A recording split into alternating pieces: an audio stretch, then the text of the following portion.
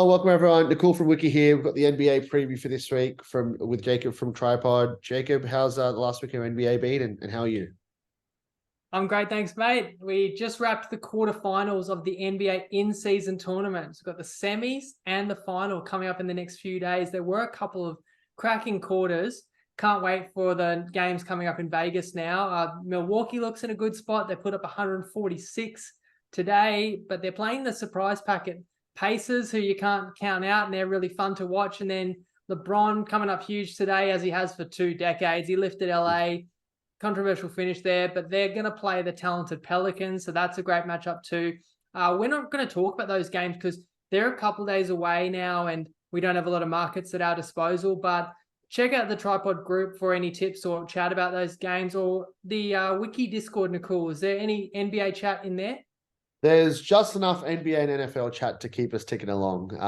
I should probably say, if you Google Wiki Linktree, our Discord, the odds comparison tool, the podcast that we do, all that kind of stuff, it's all there, all to check out for free. Trypod, Punch Tips Forum. Obviously, Jacob's been gone for best part of a decade, 25 to 30K people on there. What I love about Trypod, I should also say, is when there's sport that I'm not following as closely as I do with the NRL, it's a great place to, I might not back every tip that I see on there, but the analysis that the time and analysis that a lot of the sort of, I don't even know their names, but like for the women's Big Bash or the Cricket World Cup that was just on, there was a lot of good tips even on the cricket, which is not one of the, I guess, more popular sports on there, but there's some really good insights on there. So if it's not just purely Jacob stuff that you want to check out, there's a whole bunch of other, like essentially the community's great is all I'm trying to get at. Yeah, totally agree. Just seeing what people's perspective and their angle and how they define a good value bet. And that's what we're here to do with these clips each week, is give my perspective, which, we deliberately hope won't be similar to what you hear elsewhere. It's just to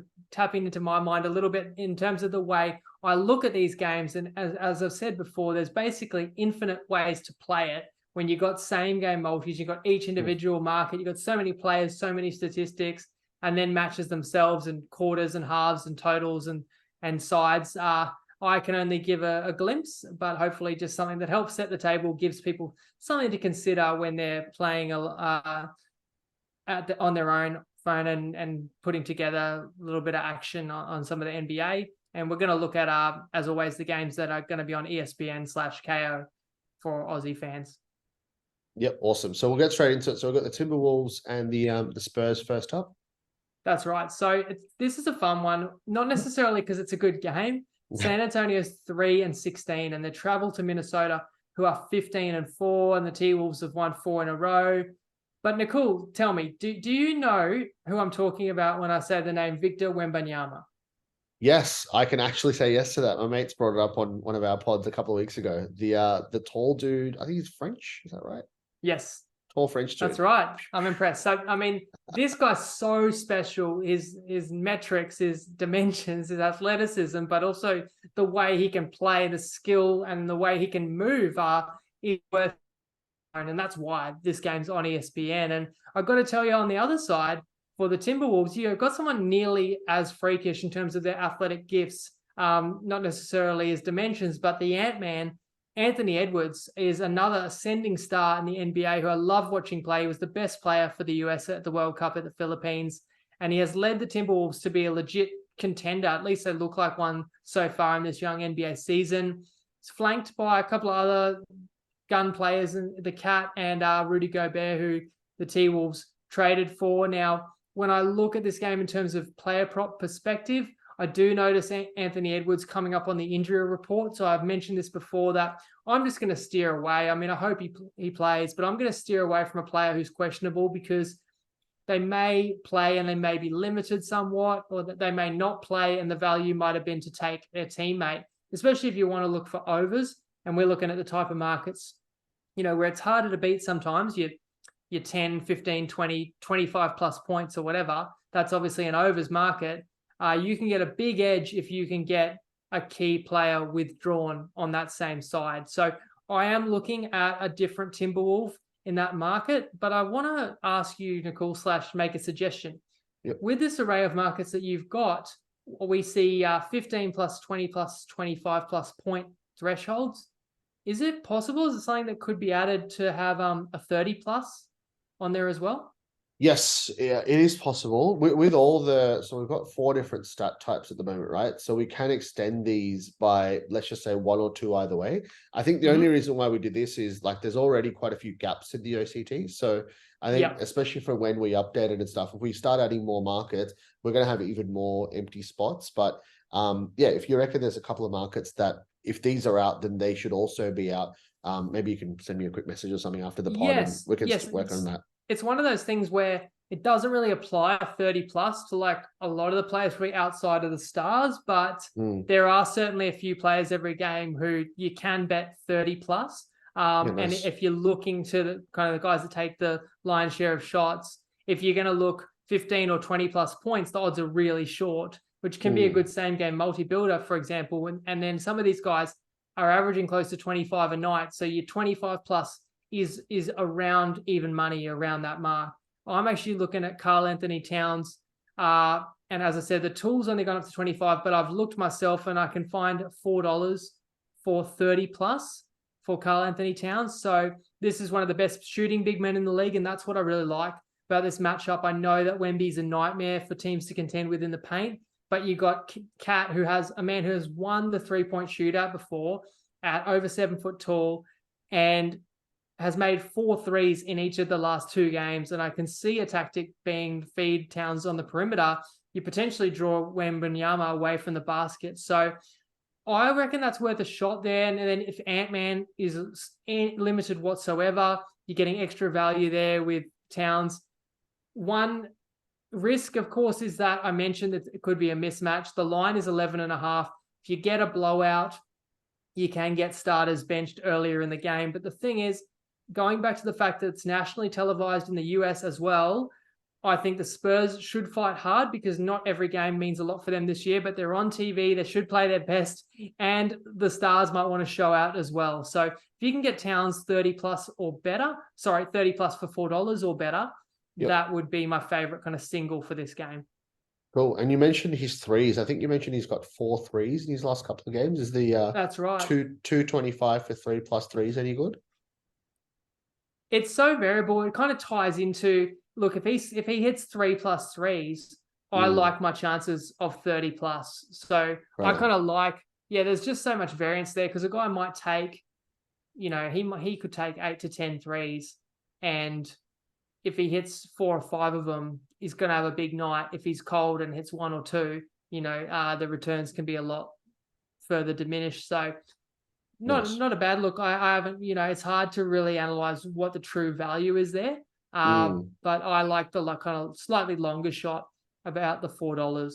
No, that's fair enough. And I think one thing that I've said a lot in NRL season, because this sort of 2023 between March and September, our Discord went from like 300 to 3,000. So I got a really good glimpse of how punters think. And man, I got to say, I didn't realize how popular same game multis were. And just generally, same game multis are good fun if you're going to put, one on for the game because you got a bonus bet money back or whatever, or you want to have a little bit of fun with a small stake multi. Sure, go for it. But I see so many people putting on multis with quite big stakes, thinking like that's the best way to punt, and in most cases it's not. So just saying, do be wary of those. But if you're going to have a small stake on it, might be good fun to sort of tie in the threes and the threes and the points that Jacob mentioned.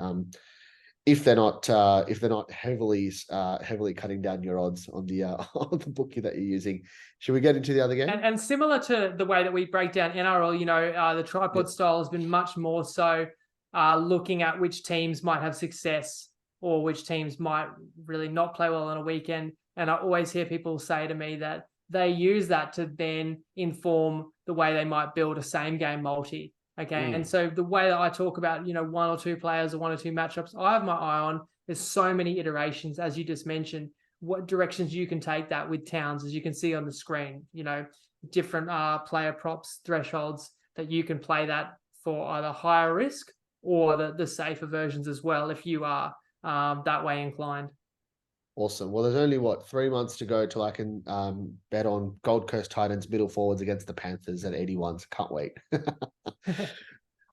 Sweet. All right, let's move on. Clippers and Nuggets, right? Second game. Yeah. Now I'll share with you my frustrations regarding this game because I don't share like a NBA singles tip in the group too often. It's only if something's really jumping out at me. And I think it was 3 weeks ago in the group, I did a write-up, and it was this very matchup. It was Clippers at Nuggets, and I liked the Clippers for the upset. And I went Clippers halftime, full-time, I think paying over $4 to win in Denver. And this is the defending champions, the Nuggets, against the Clippers team that everyone loves to hate, that are perennial underachievers, players are always injured and they're always underperforming, with several stars that people dislike. And I copped it. But the premise of my tip was the Nuggets were without their second most important player. They were overrated. The Clippers, while they're not a perfect mesh, the ball dominant players that all need to work together, they actually are an underrated side. In this particular game, I think the Nuggets won by 3. The line was 4.5. So, even there, the Clippers covered. And Jokic, who has won back-to-back MVPs, is probably favorite to win it again this year. He was outstanding. I mean, what can you do? Sometimes you go against a superstar player and he plays just about his best game. You can't win. But it was still really close. And what really annoys me is I'll cop it. Like, I picked the upset. It didn't come through. But then you watch the Nuggets. They didn't cover the next 5 games, and they got upset 4 of the next 5. And the Clippers went on and won the next 5 and covered every game. So it's like, that's what annoys me. And maybe you have a similar experience in BBL, Nakul, but maybe not as extreme. 82 games in the NBA, you can be right on to something. You can have a notion that's correct. It may not eventuate the night that you want it to. Yep, no, 100%. I remember like when I started punting close to a decade ago now, when I started, I always had the attitude of, I guess, similar to what you do with your tipping, where you're sort of trying to go away from the market a little bit, or trying to find the edge going away from the market. I did that, but in a very silly way, where this is a ridiculous story. But I remember I got on, I think it was the Western Bulldogs in the AFL to win the AFL Premiership at like $81 odds when they were just a no-name team, absolute no-name team, because I used to follow the AFL quite a bit, right?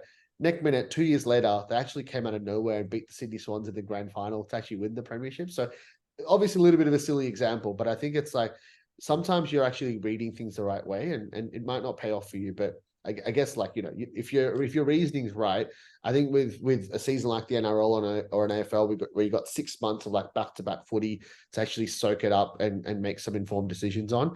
I think sometimes it's okay to lose your bet as long as you're sort of reading the game right. And I think we've seen that countless times in the NRL with you. Like I mentioned, I don't actually follow a lot of the Trypod tips just because I don't bet bigger stakes on smaller odd stuff usually, but I love listening to your takes and sort of thinking, oh, would I agree with this? Would I not? And I love when sort of people come out of the woodwork and start complaining about the tips, thinking this dude's done it for 10 years at a ridiculous strike rate. What the hell are you talking about? And then obviously, invariably the next week you get most of them right. And then they have to go back in their corner a little bit, stop trolling on social media for a few days. I mean, with Trypod, if we're tipping at, even odds or in the $1.90s, then we should be winning more than we lose. And that's great to, hopefully do that more often than not. It gets trickier when you're trying to tip the long shots and the value, because there's no way you can win more often than you lose. So you've got to kind of stick with it, and you've got to be disciplined and hopefully find the best prices. And you've kind of triggered me. I feel like I'm always just too early. I wish you would have said, oh, and that Bulldogs team that I got at 81, the year was 2016 and they won it. But you said you're a little early. But that reminds me, I went to the Australian Open, and this is a long time ago, but went to the Australian Open with Alexi. People might know he was a bit of a phenom tennis player, junior tennis player. Anyway, went to the Aussie Open, watched this guy play who really impressed me. And he was 41 to win the Aussie Open. I said, this Novak Djokovic, I'm backing him, 41 to win the Aussie Open. Well, he didn't win, but he won the next year. And he went on to win about 9 times at the Australian Open. So went on to be arguably the best ever tennis player in the world. And probably not even arguable at this point. Anyway, we must digress. The funny thing is, although I said that I was probably right 3 weeks ago, liking the Clippers against Denver, they met about a week ago and Denver had none of their stars, and the game was in LA and the Clippers were big favorites and Denver upset them. So you get bizarre results too, but I think that feeds into the Clippers' favor. Again, the fact that the Nuggets have already handed them defeat twice early this season. Plus, Gordon is on the injury report, is very important for the Nuggets. And although Jamal Murray is back from his hamstring injury, now he's possibly dealing with an ankle injury. So I could only play the Clippers. This game is around pick'em, and I will say that's a head-to-head I endorse. I'll probably play it myself. It's just I want to know whether Murray's playing or not. The odds seem to suggest he's in. If I knew Murray, like say, was going to miss it, I'd hammer on the Clippers. Otherwise, you might as well wait till game time. Maybe you get the Clippers at a slight underdog price. In any case, I'm looking at the Clippers to have success here, win this game, and then I want to find a Clipper that might have a good individual performance. And that's tough because I said before, this is a team with a lot of ball-dominated players. Who's going to eat on any given night? I am going to go the longest shot of James Harden at 650. I saw on the odds comparison tool for 25 plus points. Now you got a couple of other players that, have taken more shots and are better players at this point in their career in George and Kawhi Leonard. But Harden's that kind of player that, although he's been more of a facilitator in his new role in the Clippers, every now and then I think he can get in a scoring mood. And it is a big game, given the fact that the Clippers want a bit of revenge on the Nugs and are at home. And the Clippers currently, as it stands, have a losing record at 9-10. I think they want to address that too. So I like something like a Clippers head-to-head into Harden 25 plus, or just on its own merit. I like that as a single. No, I love that. Awesome. Okay, well, hopefully one of these get up and we can get a Jacob from Trypod special in the reels tomorrow where this does get up. Where are we? Well, I might as well just very quickly show you anything in that sort of, well, there's only like 3 or 4 really, but any of these sort of top few market value picks stand out at all, or nothing special here? See, Terrence Mann's a funny one. I think I was looking, he only made 1 shot last game and missed a bunch. But when you have so many players that take the attention of the defense, it can open up for someone like Mann. So I'm seeing their 2 plus 3s, 450. That actually does seem pretty juicy to me. Jokic would have to have a big game for the Nuggets to win tomorrow, I think. And 3 threes is a big ask, but obviously the tool is showing that the price is standing out there. I'm probably not going to play a Nugget player if I think that the Clippers could actually win well tomorrow. And not predicting a big Clippers win, but I think that they could, after last game winning by just 1 point, I feel like they're going to put someone to the sword soon. And who better than the defending champs to just try and show that they're the real deal, which I believe the Clippers may be a team that can actually factor into the playoffs. So I'm going to stick with Harden. But again, awesome. The way to go about this is exactly as you're pointing out, is to look at the odds comparison tool and sort by market value and just see if anything kind of grabs your attention. Yep. And you can play around with the best odds as well to see if any of this stuff sort of up over $5. Any of this silly stuff interests you as well. Awesome. Cool. As always, guys, Google Wiki Linktree, the podcast, our data tools, everything else is on there. Trypod, Partners Tips Forum for everything on Trypod in the community over there as well. But otherwise, we'll catch you next week.